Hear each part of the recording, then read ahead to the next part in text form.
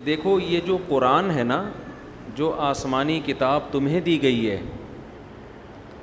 یہ کوئی پہلی مرتبہ نہیں ہوا، اللہ نے ہم سے پہلی امتوں کو بھی کتابیں دی ہیں، جن میں دو مشہور قومیں جن کے آج بھی دنیا میں بہت بڑے اثرات ہیں گہرے، ایک یہودی اور ایک عیسائی۔ یہودی حضرت موسیٰ علیہ السلام پر ایمان رکھتے تھے اور ان کے بعد جو پیغمبر آئے، لیکن انہوں نے حضرت عیسیٰ علیہ السلام کی نبوت کا انکار کر دیا، اور جو یہودی حضرت عیسیٰ پر ایمان لے آئے ان کو کیا کہا جاتا تھا؟ عیسائی۔ سمجھ رہے ہیں؟ دماغ حاضر رکھ کے سنا کریں، بالکل فریش ہو کے۔ میں کوشش کرتا ہوں کوئی ایسی بات نہ کروں جس سے آپ ٹینشن میں جانا شروع ہو جائیں۔ مشکل اردو بھی استعمال نہیں کرتا، بہت آسان، جس کے سر پہ بال نہ ہوں وہ تو ایک دم سمجھ جائے گا، کوئی رکاوٹ ہوگی نہیں۔ بال والوں کی تھوڑی ٹینشن ہوگی کہ تھوڑا اندر جانے میں ٹائم لگے۔ وہ بھائی کے سر پہ بال نہیں ہے نا، اس لیے مجھے دیکھ کے خیال آیا۔ تو قرآن کی دعوت اتنی واضح ہے، قرآن کہتا ہے ہم نے تم سے پہلے دو قوموں کو بھی کتابیں دی تھیں۔ موسیٰ علیہ السلام کو کوہ طور پہ بلا کے تورات دے دی اور بنی اسرائیل کو کہا کہ اس پر عمل کرو۔ بنی اسرائیل کی نالائقیاں اللہ نے بہت ذکر کی ہیں قرآن میں، اتنی نالائقیاں کیونکہ معجزے دیکھنے کے عادی ہو گئے تھے وہ، اب کوئی بات بھی عقل سے ان کی سمجھ میں نہیں آتی، ہر بات میں مطالبہ کرتے کہ اے موسیٰ آپ جو یہ بات کہہ رہے ہیں نشانی دکھائیں پھر مانیں گے ہم۔ یہ لت پڑ گئی ان کو۔ آپ اپنے بچے کو کوئی کام کا بولو، وہ نہیں کر رہا ہو، آپ کو یہ لو 5 روپے اور کام کر دو، وہ کام کرے گا۔ اگلی دفعہ جب آپ اسے کام کہو گے تو بغیر 5 روپے کے کرے گا کام، وہ ہیں کہے گا بھائی ابو 5 روپے چاہیے پھر کروں گا میں۔ بچے بھی کہہ رہے ہوں گے 5 روپے کا زمانہ گیا۔ تو بنی اسرائیل بھی ہر بات پہ مطالبہ کرتے۔ قرآن کہتا ہے بنی اسرائیل کو جب فرعون سے نجات ملی ہے، اللہ نے انہیں تورات دی، بنی اسرائیل نے کہا کہ ہم گواہ بنیں گے کہ اللہ آسمان سے آپ کو کتاب پکڑا رہا ہے، ہم اپنی آنکھوں سے یہ منظر دیکھنا چاہتے ہیں تاکہ ہمیں یقین آ جائے۔ کتنی بدبختی کی بات ہے یا نہیں ہے؟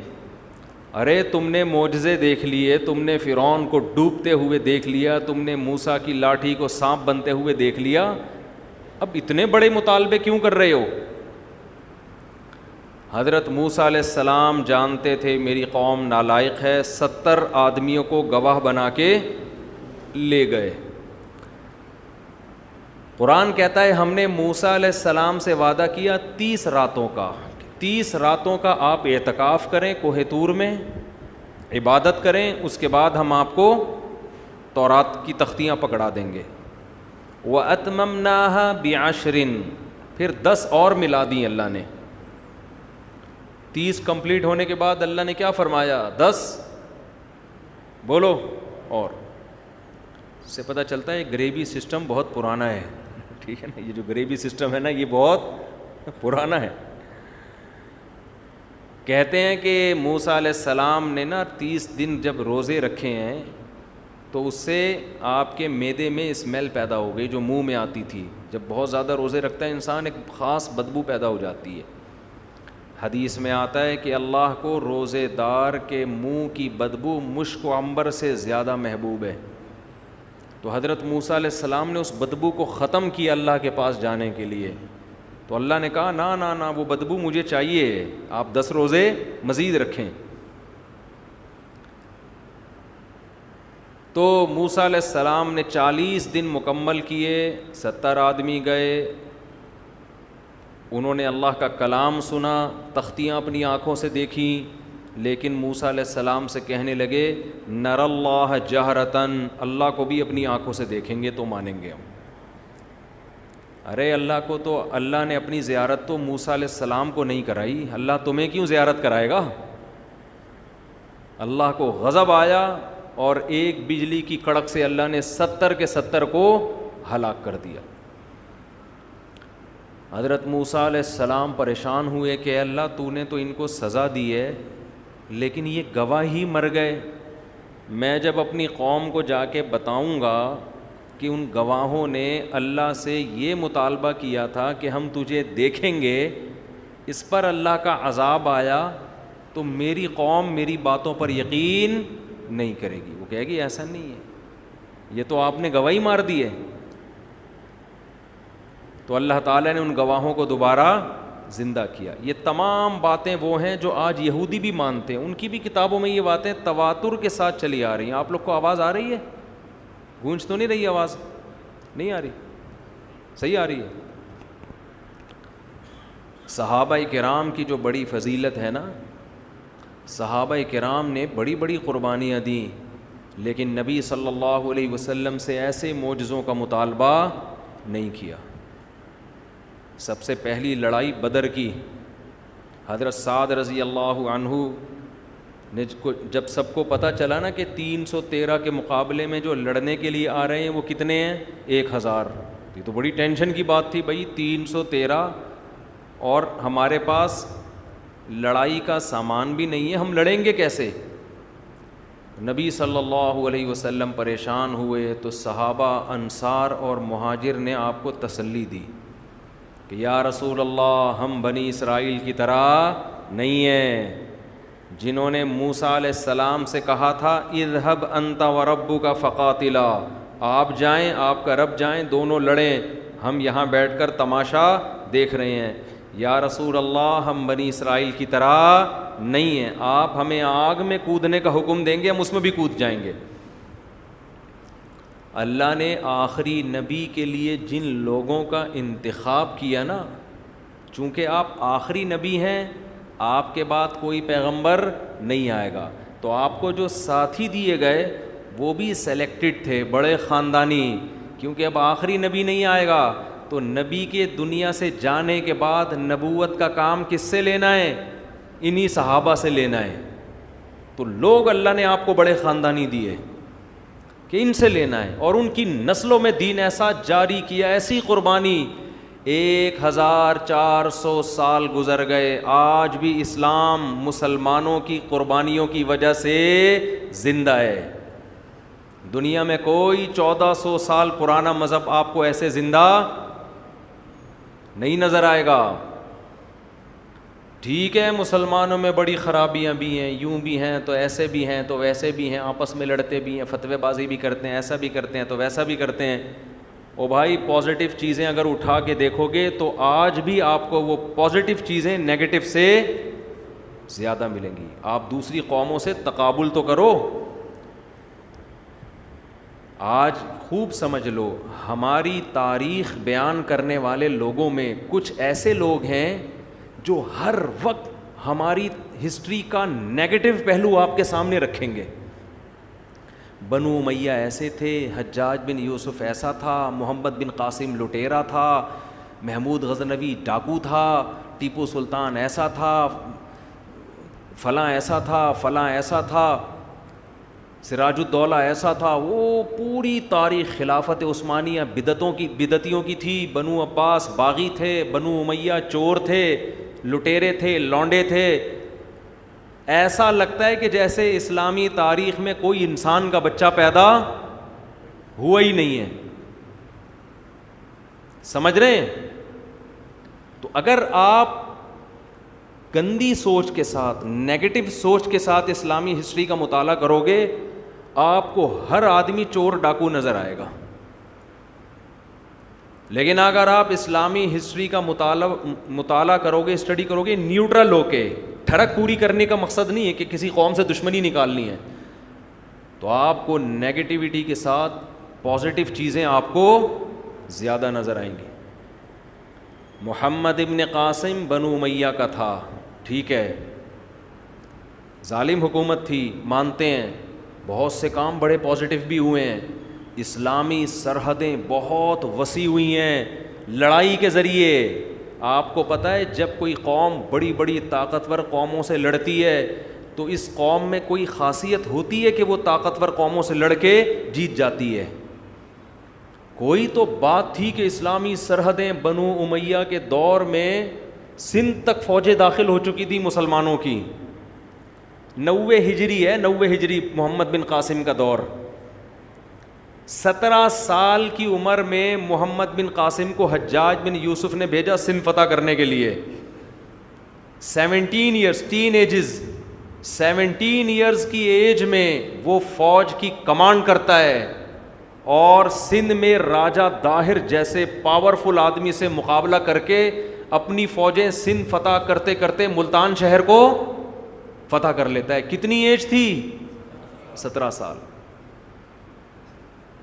اور ایسی خاندانی حکومت کی ہے محمد بن قاسم نے کہ آپ کو پتہ ہے اسلامی تاریخ، مسلمان چونکہ تصویر سازی کے قائل نہیں تھے، مسلمان تصویریں نہیں بناتے. مسلمان ہیروز کی آپ کو کہیں تصویریں نظر نہیں آئیں گی. صحابہ نے نبی صلی اللہ علیہ وسلم کی تصویریں نہیں بنائیں، ابو بکر کی، حضرت عمر، عثمان، علی، کسی کی نہیں. اسلام میں یہ تصویر سازی کیا ہے؟ حرام. لیکن آپ کو سندھ میں محمد بن قاسم کے پتلے بھی ملیں گے، تصویریں بھی ملیں گی. آپ کا کیا خیال ہے یہ مسلمانوں نے بنائی ہیں؟ بولتے کیوں نہیں؟ یہ ہندوؤں نے بنائی تھی. عقیدت میں ہندوؤں نے محمد بن قاسم کو بھگوان بنا لیا تھا. ایسا عدل کیا محمد بن قاسم نے، ایسی خاندانی شاندار حکومت کی کہ جب وہ واپس جا رہا تھا ہندو بھی رو رہے تھے، بدھسٹ بھی رو رہے تھے، اور جتنے غیر مسلم تھے مسلمانوں کے علاوہ سب رو رہے تھے. اور خلیفہ نے جو اس بادشاہ تھا اس نے ظلم کیا کہ محمد بن قاسم کو اپنی ذاتی دشمنی کی بنیاد پہ شہید کروا دیا اس نے. میں مانتا ہوں غلط بھی ہوا ہے لیکن اچھا بھی بہت ہوا ہے. وجہ اس کی یہ ہے کہ یہ جو امت ہے نا، جو پیغمبر صلی اللہ علیہ وسلم کو دی گئی ہے، چاہے بنو امیہ ہو، چاہے بنو عباس ہو، چاہے خلافت عثمانیہ ہو، چاہے اندلس کی حکومت ہو، چاہے بر صغیر کی حکومت ہو، چاہے پاکستانی ہو، چاہے ہندوستانی مسلمان ہو، یہ جو امت دی گئی ہے نا نبی صلی اللہ علیہ وسلم کو، یہ امت انفرادی طور پر تو غلط ہو سکتی ہے، اجتماعی سطح پر یہ امت بڑی خاندانی امت ہے. اس کا بڑا نیگیٹو پہلو دنیا کے سامنے دکھایا جاتا ہے، پازیٹیو پہلو دنیا کے سامنے نہیں دکھایا جاتا. خاندانی ہے تبھی تو اس امت نے اپنے دین اور مذہب کو 1400 سال تک بچا کے رکھا ہے کہ نہیں رکھا ہے. لوگ اپنے بچوں کو حافظ آج بناتے ہیں لاکھوں کی تعداد میں. بتاؤ حافظ بنانے میں 1 ٹکے کا فائدہ ہوتا ہے ان کو؟ کوئی پیسے ملتے ہیں؟ کتنے سال لگتے ہیں بچوں کا الحم سے لے کے والناس تک قرآن حفظ کرنے میں؟ کیا کسی عیسائی اور ہندو نے اپنے مذہب پہ اتنی محنت کی ہے؟ یوں کر دو اگر کی نہیں کی ہے تو، اگر کی ہے تو یوں کر دو. ایسے تو بت بن کے تو نہ بیٹھو نا میرے بھائی. بتاؤ کسی نے کی ہے اتنی محنت؟ کیسا قرآن کو سینے سے لگایا ہے. کیا دنیا میں کسی مذہب میں ایسی عبادت ہوتی ہے کہ حرم میں ایک امام تراویح پڑھا رہا ہو، 5 لاکھ کا مجمع ہاتھ باندھ کے اس کے پیچھے کھڑا ہوا ہو؟ کوئی ہے عیسائیوں میں، یہودیوں میں، ہندوؤں میں؟ دکھاؤ. بہت سے مسلمان بے نمازی ہیں مانتے ہیں، لیکن نمازیوں کی بھی مارکیٹ میں کمی نہیں ہے. 5 ٹائم نماز پڑھنا، فجر میں اٹھنا، پھر ظہر، پھر عصر، پھر مغرب، پھر عشاء، جبکہ 5 روپے بھی نہیں ملتے، بلکہ الٹا ڈر ہوتا ہے کہ مولوی صاحب چندہ نہ مانگ لیں. یہ اس امت کا پازیٹیو پہلو ہے. عورتوں کے حقوق پر آج کل دنیا میں بڑی باتیں ہوتی ہیں، ویمن رائٹس. خدا کی قسم لا الہ الا اللہ ممبر پہ بیٹھ کے کہتا ہوں، عورت کو جو حقوق مسلمانوں نے، اسلام نے نہیں، اسلام نے تو دیے ہیں، مسلمان نے جو عورت کو حقوق دیے نا، مسلمان مرد نے، ہندو، سکھ، عیسائی، یہودی اس کا تصور بھی نہیں کر سکتے. آج بھی دے رہے ہیں، بیوی کے روپ میں، بہن کے روپ میں، بیٹی کے روپ میں، ماں کے روپ میں، دادی اور نانی کے روپ میں. اور اگر مسلمانوں میں کوئی اخلاقی خرابیاں آ بھی رہی ہیں نا تو وہ غیروں کی وجہ سے آ رہی ہیں. ہمارے لبرل لوگ جو باہر سے متاثر ہیں وہ امپورٹ کر رہے ہیں برائیوں کو. مجھے بتاؤ دنیا میں سب سے کم شراب پینے والی قوم کون سی ہے؟ مسلمان ہیں، جن میں ڈرگس اور نشے کا ریشو سب سے نہیں بولو گے نا اسی طرح ایک دھماکہ کروا دوں گا. سب سے کم ڈرگس اور شراب کا ریشو کس میں ہے؟ یہ رپورٹ ہے. طلاق اسلام میں بہت آسان. پرسوں ترسوں میں کہیں سن رہا تھا کہ آج کل مارکیٹ میں لبرل لوگ بہت لبرل قسم کے مولوی بھی آ رہے ہیں مارکیٹ, شریعت کے مسائل ہی چینج کر دیے. ایک نے کتاب لکھی ہے, مجھے بھی دی, میں نے کہا خود ہی پڑھ لو بھائی, بکری کو کھلا دو. یہ کہنے لگے یہ جو طلاق کا نظام ہے نا, 3 طلاقیں دی, رشتہ ختم, ایسا کچھ بھی نہیں ہے. اتنا گہرا رشتہ اور 3 دفعہ لفظ بولنے سے رشتہ ختم ہو جائے, یہ نہیں ہے, یہ تم لوگوں نے بنایا ہوا ہے. اور جو ایتھیس لوگ ہیں, جو لبرل مسلمان ہیں, وہ کیا کرتے ہیں, طلاق کے حکم کو چینج کر دیتے ہیں وہ, کہ نہیں 3 نہیں ہوتی. اور جو ملحد لوگ ہیں وہ اسلام کے اس حکم پر اعتراض کرتے ہیں کہ اتنا قریبی رشتہ, میاں بیوی کا اتنا گہرا رشتہ, اور کتنا آسان اسلام نے رکھا ہے, 3 دفعہ لفظ بولو پورا رشتہ ہمیشہ کے لیے ختم. یہ وہ کہتے ہیں یہ اسلام کا نیگیٹو پہلو ہے. کتنا غلط مذہب ہے معاذ اللہ. اتنا اچھا رشتہ, 8 10 بچے ہو گئے, مرد نے غصے میں 3 لفظ نکال دیا اور رشتہ گیا تیل لینے. اعتراض بہت آسان ہے. میں مانتا ہوں اسلام میں نکاح توڑنا بہت آسان, 3 دفعہ لفظ بولو رشتہ کیا ہو گیا, ختم. لیکن ہم ہندوؤں سے پوچھتے ہیں, ہم ایتھیس لوگوں سے پوچھتے ہیں کہ تمہارے مذہب میں, تمہارے ملکوں کے قوانین میں تو یہ رشتہ توڑنا بہت مشکل ہے, آسان. ان کے ہاں جب شادی ہوتی ہے رشتہ توڑنے کے لیے کورٹ میں جانا پڑتا ہے, آدھی جائیدادیں دینی پڑتی ہیں. مشکل ہو گیا نا, کورٹ کے چکر لگاؤ, کتنا مشکل. اور ہمارے ہاں کتنا آسان, 3 لفظ بولو ختم. مفتی کے پاس فتویٰ دینے جاؤ گے, بولے وہ ختم. آپ بولے میں نے غصے میں دی, وہ کہے گا بھائی غصے میں ہی ہوتا ہے, یہ محبت سے کبھی بھی یہ کام نہیں ہوتا. اتنا آسان رشتہ توڑنا, مگر پھر بھی رشتے ٹوٹنے کا ریشو دنیا میں سب سے کم کس قوم میں ہے؟ مسلم میں. بہت آسان ہے, لیکن اس آسان لفظ کو زبان پہ کوئی لے کر نہیں آتا. طلاق کا ریشو ہمارے معاشرے میں بہت کم ہے, دوسری قوموں سے کمپیئر کیا جائے بہت کم ہے. 99% شادیاں کامیاب ہوتی ہیں, اور اگر ناکام ہو بھی رہی ہیں نا تو وہ ہمارے کلچر کی وجہ سے نہیں, وہ اس لیے کہ ہم باہر کا کلچر ایڈاپٹ کر رہے ہیں. یہ ان کی وجہ سے ہو رہا ہے, ہم برباد ان کی وجہ سے ہو رہے ہیں.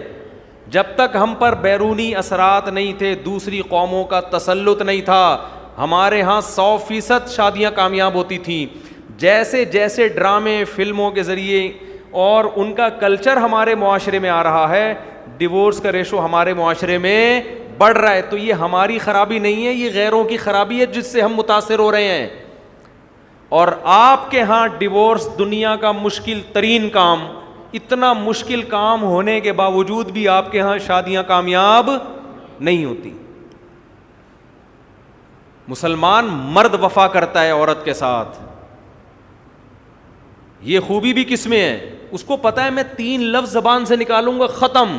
اس کے باوجود بھی زیادہ تر لوگ یہ 3 لفظ زبان سے بولو نہیں نکالتے, صرف اللہ کے خوف میں. قانون مجبور نہیں کرتا, آپ کو آپ کا قانون مجبور کر رہا ہے کہ اگر ڈیورس دی آدھی جائیداد. ہمارا اسلام کہہ رہا ہے صرف مہر دینا پڑے گا, اور کچھ بھی بولو کچھ بھی نہیں دینا پڑے گا مہر کے علاوہ. زبان سے 3 لفظ نکالو گے قصہ ختم, پھر بھی نہیں نکالتے. ٹھیک ہے نا, کیوں؟ ڈر کس کا ہے؟ اس ذات کا, وہ طلاق کو پسند نہیں کرتا. تو خوبی کس قوم میں ہوئی؟ مسلمان قوم میں. تو اتنے گندے ہم نہیں ہیں بھائی جتنا ہمیں بتایا جاتا ہے. یہ نبی آخری نبی ہیں, ان کو جو امت دی گئی وہ آخری امت ہے. تو امت میں خرابیاں آئیں گی, ایسی خرابیاں نہیں آئیں گی کہ امت ہی کا بیڑا غرق ہو جائے, کیونکہ اس امت کو نبوت والا کام دیا گیا ہے. یہ امت ہے جو دین کو باقی رکھے گی. کرپٹ لوگ, برے لوگ اپنے دین اور مذہب کو باقی نہیں رکھ سکتے, اس کے لیے قربانی دینی پڑتی ہے. قوم کے لیے اور مذہب کے لیے قربانی کی بات کرو تو ابھی پڑوسی ملک میں دیکھ لو ہوا کیا ہے.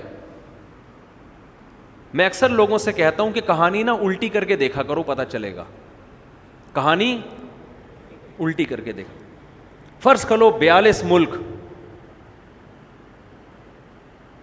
ملک یورپ کے کسی کنٹری سے لڑنے کے لیے جاتے, 42 ملک یورپ کے کسی کنٹری سے بول لو نا لڑنے کے لیے جاتے, وہ ایک اکیلا ملک ان 42 ملکوں کو دھول چٹا کے واپس بھیج دیتا, ساری دنیا میں ان کو ایوارڈ ملتا, ڈاکومنٹریز بنتی, فلمیں بنتی, او بھائی ایسی قوم ہے,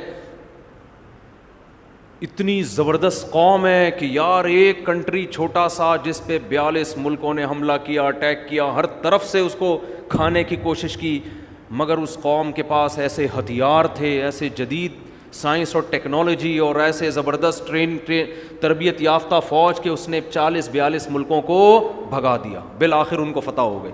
بنتی کہ نہیں, صدیوں تک دنیا یاد رکھتی اس کو.